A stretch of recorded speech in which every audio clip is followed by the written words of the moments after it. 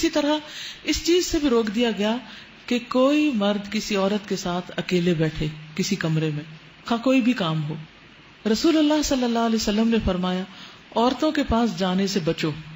اس پر انصار کے ایک صحابی نے عرض کیا یا رسول اللہ دیور کے متعلق آپ کی کیا رائے ہے، بردر ان لا جو ہے.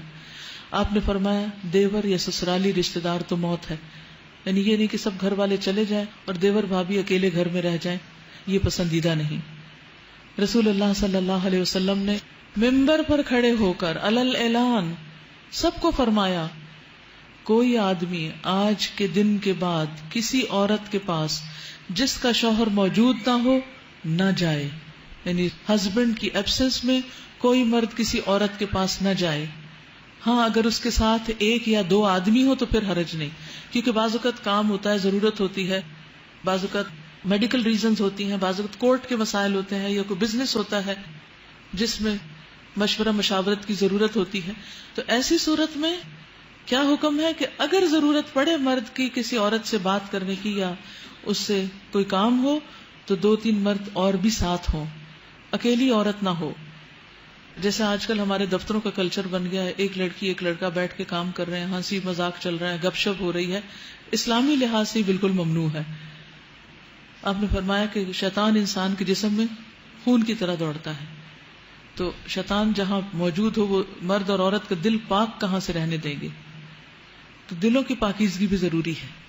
ذالکم اطہر لقلوبکم وقلوبہن، یعنی کوئی یہ نہیں کہہ سکتا کہ ہم کون سا کوئی برا کام کر رہے ہیں، کیونکہ انسان بظاہر اچھا کام کرتے ہوئے بھی اگر اپنے دل پہ پھر قابو نہ رکھ سکے اور انجام کار میں کہیں برا کر بیٹھے تو پہلے سے ہی حد بندی کر دی گئی، سد ذریعہ کر دیا گیا کہ جس ذریعے یا جس راستے یا جس دروازے یا جس ونڈو سے حرام تک انسان جاتا ہے وہ ونڈو بند کر دی جائے.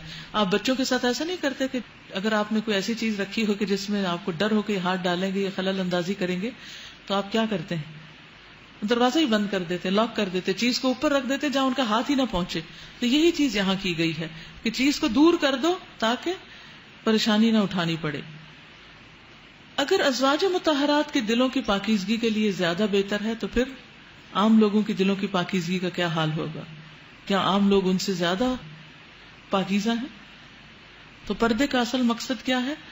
قلب و نظر کی طہارت اور عصمت و عزت کی حفاظت، کیونکہ عورت کی عزت و عصمت بہت قیمتی ہے. عورت بہت پریشیس ہے، وہ مردوں کے لیے کھلونا نہیں.